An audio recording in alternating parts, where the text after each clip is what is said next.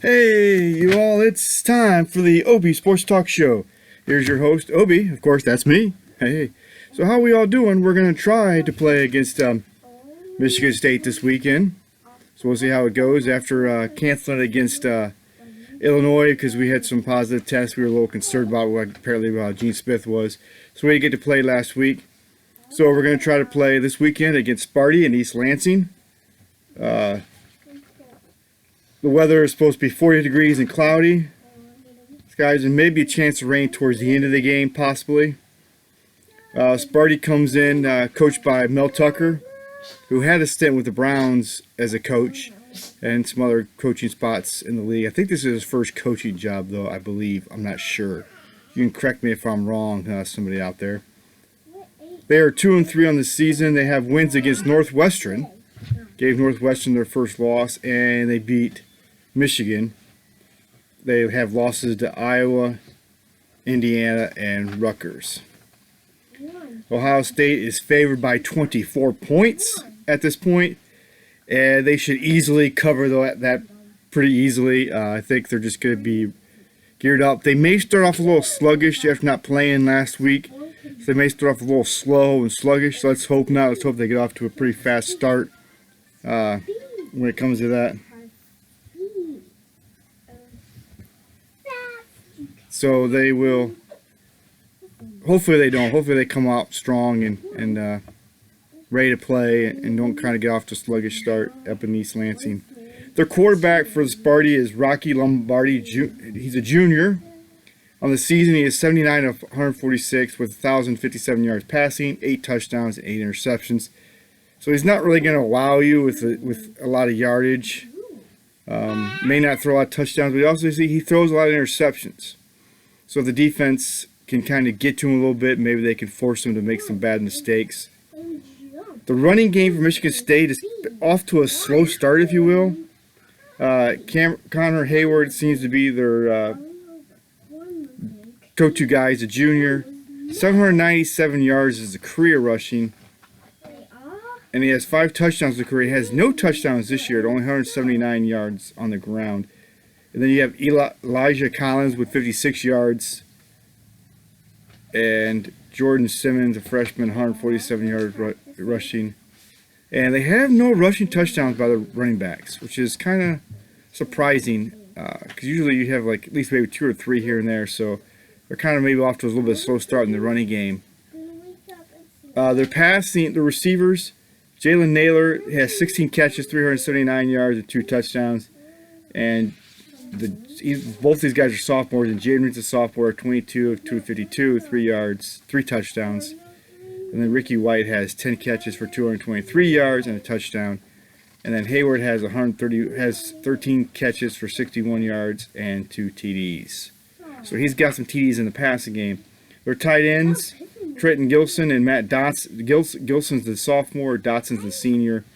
And they both have 5 catches, and Gilson has 49 yards on his, and Dotson has 50 yards. So they're not really going to wow you a little bit there, but you still have to count for them because they're guys that can, can hurt you. Their receivers like that can hurt you if they get into your secondary, get behind their linebackers. They can do a little bit of damage. Their kicker, let's look at their kicker, which is interesting before we get to their offensive line. Matt Coughlin is a senior, and he's 62 of 83 on field goals, and at 74%. He has a long of 51, which is this year. And he's perfect on his extra points in his career, the senior kicker, 103 of 103. So that's pretty impressive because usually more of these days you see kickers missing extra points. And he has a pretty good percentage of 74. So he's probably got a pretty good NFL career ahead of him after he's done in college. Their offensive line is anchored by senior Matt Allen and senior left tackle A.J. Kershey and Matt Allen. And then junior Kevin Jarvis and returning, but not a lot, Jarvis at right guard. They have a lot of new players to fill the other spots of the offensive line. So they may not have a lot of experience. Just with the 2 seniors and 1 junior. So they may have a hard time blocking some of the defensive line or linebackers that are coming in on blitzes against them. And it kind of seems like that has been the case when you look at their team as an overview on offense, because their quarterback is throwing interceptions and his percentage, he's 79 out of 146. And they must not be very good at run blocking because the running backs really haven't taken off yet. So that should be interesting to see.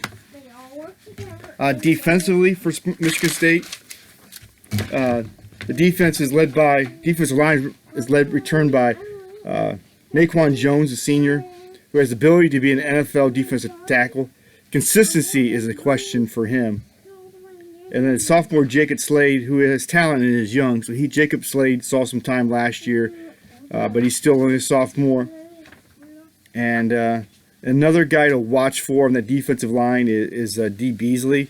He has 3 sacks on the season.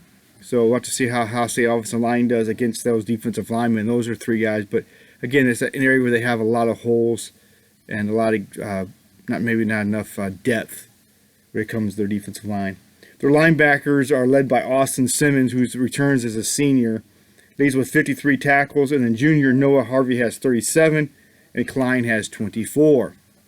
So their linebacking core, they're flying around the ball. Maybe that's a good thing. Maybe that's a bad thing. But it seems like maybe they'll get up a lot of yards on the season, a lot of rushing yards, and probably a lot of passing yards. As you see some of the games and stuff that they got beat. In fact, I want to see if I can bring that up here as I'm talking about their defensive backs. The defensive backs are led by Shakur Brown, who has 5 interceptions on the season. He's their junior who comes back, and it seems like he just is always where the ball is. He seems like he's a ball hawk. And at safety, they have Xavier Henderson, who's a junior who comes back for them, and he seems like he's kind of a guy that's flies all over the ball a little bit. So we'll have to see how they fare.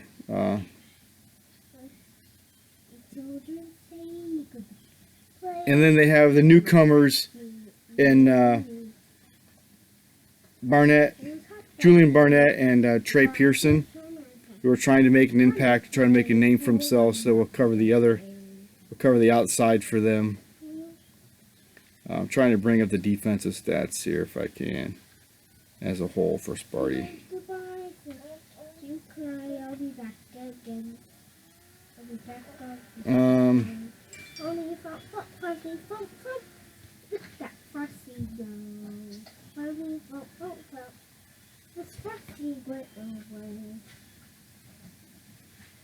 Yeah, I can't find it, but that's okay. Somebody can find it and let me know kind of where they rank in the total defense. That would be great. You guys can comment and let me know. And they have a great punter in Bryce Barger. In 2 years, his average of 38.8. His longest punt is 78 yards. So obviously he has a pretty strong leg, and maybe he can kind of flip the field a little bit, make Ohio State go on long drives, start way back in back territory, and sustain some long drives. The overview is they rely on speed in their line play. They need their line play to be good, and they need to rely on their speed, and that's what they kind of rely on. So it'd be interesting to see how Ohio State can react to that speed stuff they have on defense. When Ohio State's on defense, how they can rely to stop their speed on offense. The keys for the game for Ohio State to win comes down to these 6 areas, and these 6 areas will be huge. They need to create turnovers. They're a team that looks like they make a lot of mistakes, turn the ball over. A young quarterback that hasn't seen a whole lot of playing time that you want to get pressure on, force them to make the plays. So be in position to make those plays and create turnovers, whether it be you create fumbles or create interceptions. You got to create turnovers. You got to win the turnovers. Justin Fields needs to learn from the Indiana game not to force throws. If it's not there, take a sack, throw the ball out of bounds, throw it at the feet of the receiver or something, but do not force throws. You don't want those to be costly. You don't want to have a team like this hang around, especially on their turf. You don't want them to hang around a little bit and keep staying in the game. And most importantly, we need to tighten up the secondary. Our secondary has to get better this week. They have to show signs of improvement. They have to show signs that they're ready to make plays, whoever steps in and makes those plays. Kavanaugh seems like a guy that's going to get a chance this week to maybe make an impact. And whoever's out there with Sean Wade needs to make a difference. And the linebackers need to make sure they're in position, and they need to make sure you keep an eye on Lombardi. He may try to run a little bit. We don't know for sure I'm not sure how good a runner he is, but you want to try to keep them inside the pocket and make the mistakes. Like I said, we got to get to the quarterback this week. I feel like we kind of struggled with that a little bit against Indiana, not get to the quarterback nearly enough as we can, and we need to do a better job of that this week. We got very good experience on the defensive line, and our linebackers are pretty good at blitzing and stuff like that. So maybe we need to try to get to the quarterback as much as possible this week. And the running game has struggled for them. So we don't want the running game to focus so much on the pass. We forget about the running game and get the running game going. We don't want the running game to get going.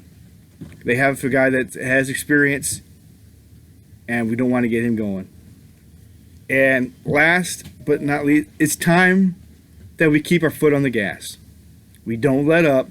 We try to put up as many points as we can, try to score as much as we can. But at the same time, maybe it's time that we try to look at some of those backup guys. Look at some of our depth. Where is our other strengths and stuff with the guys behind, and get those other guys a chance to get out there and see some action. Guys like Najiba Smith, Fleming, other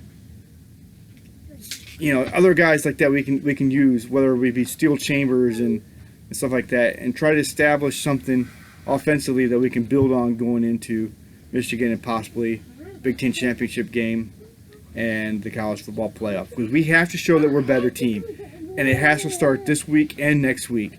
So let's fingers crossed that we're ready to play, and we can play this week and play next week against TTUN. As always, I appreciate you guys listening, and I hope that you guys enjoy my show. And I want to hear from you guys. I want you guys to leave some comments, share with your friends, share with your family members. Let's try to get this video out there to as many people as possible. And Ohio State will cover the spread. I will let you know my pick later this week. I will try to maybe, if you can't find it, Ohio State will cover the spread. I haven't come up with a prediction. They will win by 24 or more, I think, this week. I think they're going to put their gas on the pedal. But like I said, just continue to share these with people. I hope you guys enjoy. This is the Obi Sports Talk Show with your host, Obi. Whoops, fumble, but I got it. All right, have a great one, guys.